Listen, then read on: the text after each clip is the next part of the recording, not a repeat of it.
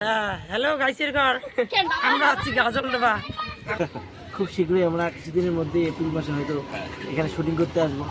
তো এটা আমাদের প্রথম শুটিং হবে, আর ভালো লাগলে আবার শুটিং করতে আসবো। একটু দেখাতে বলবো, এদিকে দেখো, ওখানে এদিকে দেখো। এইভাবেই মেয়েরা বাইক হয়তো অ্যাক্সিডেন্ট হয়ে যায়, কিন্তু এইভাবে সাবধান চালাতে হবে।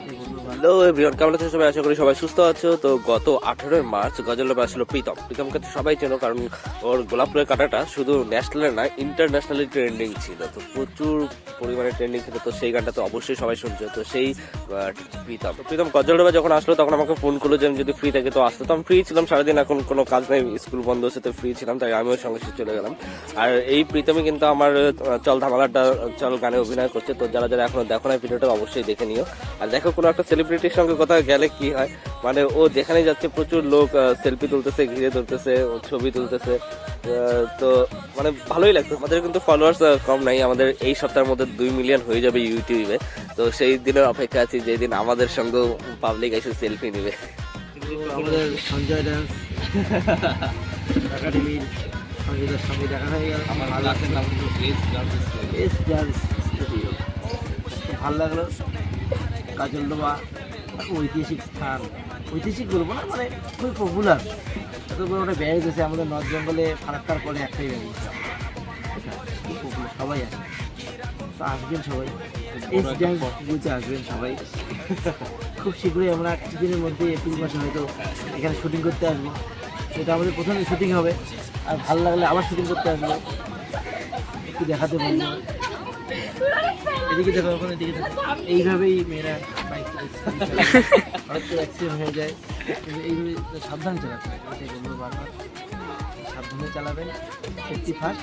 এখন কিন্তু ওয়েস্ট বেঙ্গল গভর্নমেন্ট থেকে একটা বড় ফাইন ঝুলিয়ে দিয়েছে, যারা 3 জন চলবে তাদের কিন্তু বিশাল বড় ফাইন। তো লাইসেন্স নিয়ে হয়ে যাবে। Thank you.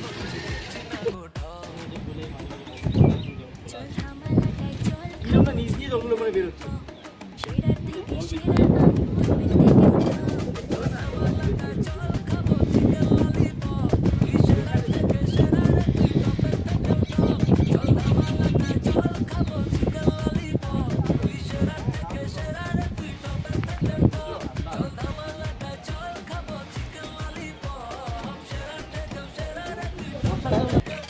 দেখছো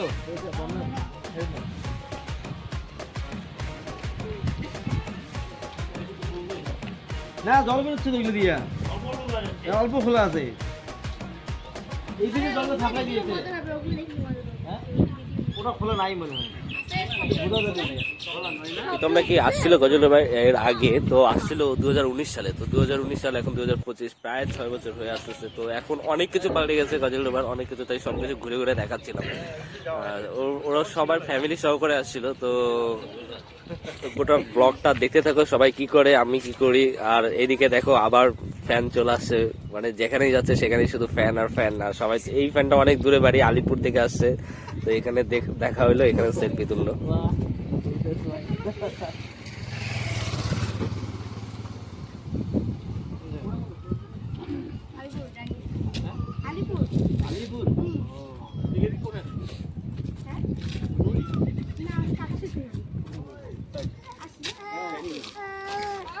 তোমাদের বাড়ি কোথায় ভাই?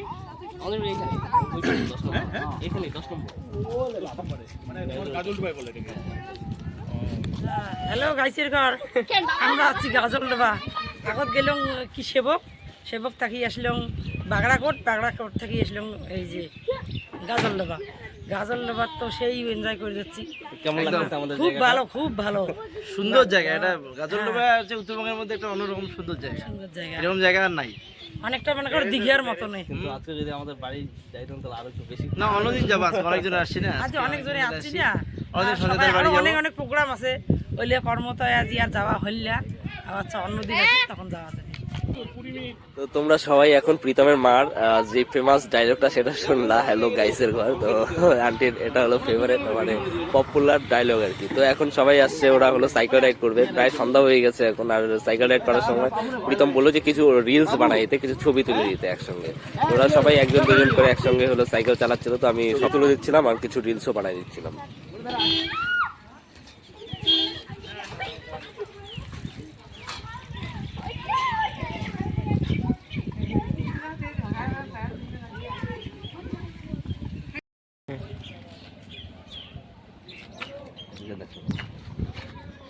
এইভাবে নাচা উচিত।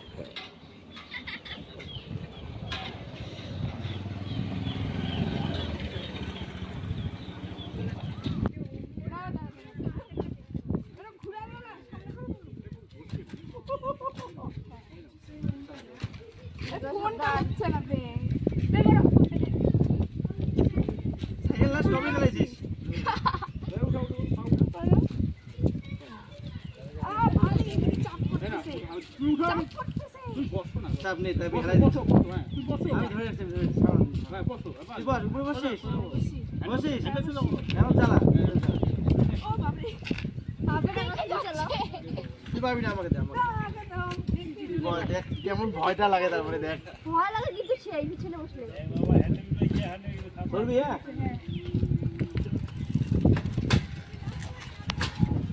ক্যামেরা দিয়ে তাকাবো বা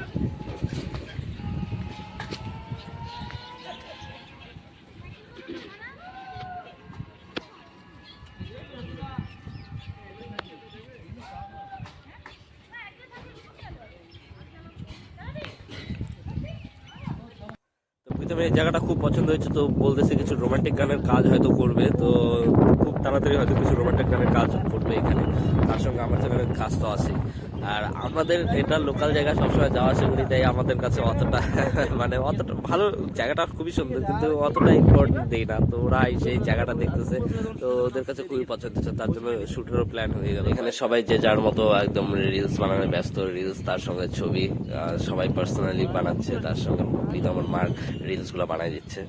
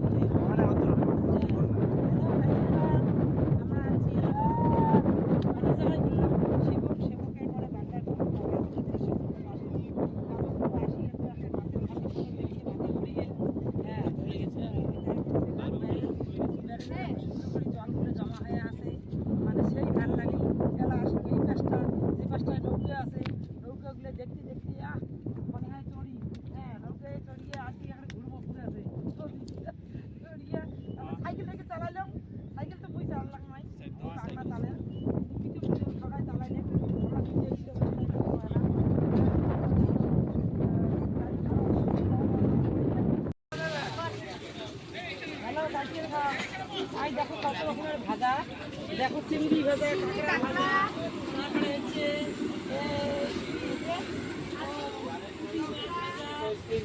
ওইটা তো হয় না। আমি বলছিলাম না, ওইরকম স্যাড টাইপের গান দিবে না, নিজে রোমান্টিক টাইপের ভালো গান। রোমান্টিক কি ভালো করে জানো? নাজমুল নামে যে আছে, নাজমুল দা, আর হচ্ছে তোমার রায়গঞ্জের বসিরটা, এই দুজনে রোমান্টিকের জন্য বেশি। নাচের জন্য তো আমরা আছি, তারপর ইয়ে আছে, আমাদের দীপঙ্কর আছে। বৈশাখের আগে একটা গান বেরোনো ভালো, সেই যে এই যে কার্তিক, খুশিতে ভরপুর। কার্তিক আমার মাছের বড়া, ওই যে নদী যাবে সব এই আমার মুড খারাপ হয়ে গেল। দাদা লঙ্কাও দিয়ে নেবো, হ্যাঁ লঙ্কা দিয়ে তারপর এই আজকে বড়দের মধ্যে আছে কি আছে কইলা ভালো লাগতেছে না, বোরিং লাগতেছে না। ধীরে ধীরে সকল ধীরে ধনিয়া। তো এখন সন্ধ্যার পর প্রায় রাতও হয়ে আসলো, তো সবাই এখানে ফাস্ট ফুড কিছু চিংড়ি চপ মানে গজলডোবা ফেমাস, তো খাওয়া দাওয়া হচ্ছে। তারপরে মানে যাওয়ারও সময় হয়ে গেছে ওদের, ওরা এখান থেকে জলপাইগুড়ি যাবে বললো। তো আমি এখান থেকে গ্রুপের ছবি তুলে দিচ্ছি সবাইকে। দাদা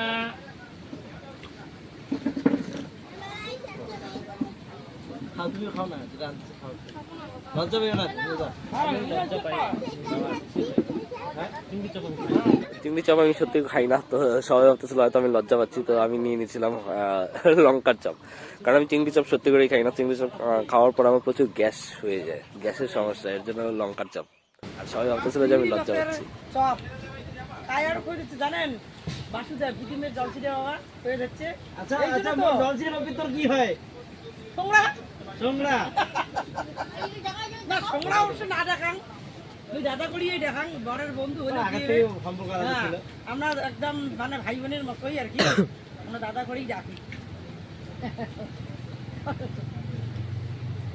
সবাইকে দেখা হবে আমি মাত্র নিয়েছি